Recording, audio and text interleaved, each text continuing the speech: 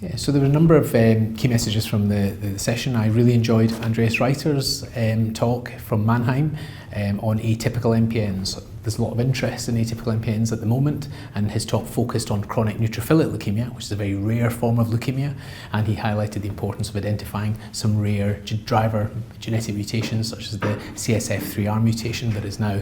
very important to identify in these patients, and also the importance of looking at next generation sequencing in terms of additional mutations that may well affect the prognosis in these patients. So I thought that was a very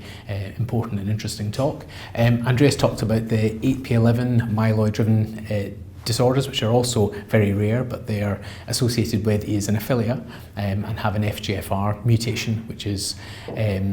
has been up until now been a cohort of patients that have done very badly with treatment. But he talks about the use of targeted therapies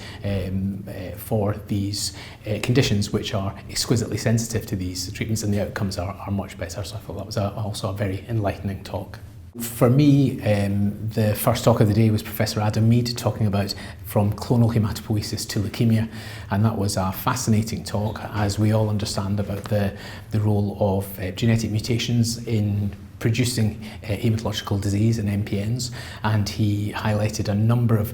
interesting key areas such as clonal hematopoiesis of indeterminate potential, CHIP, but also other diseases, other conditions that we've starting to identify, such as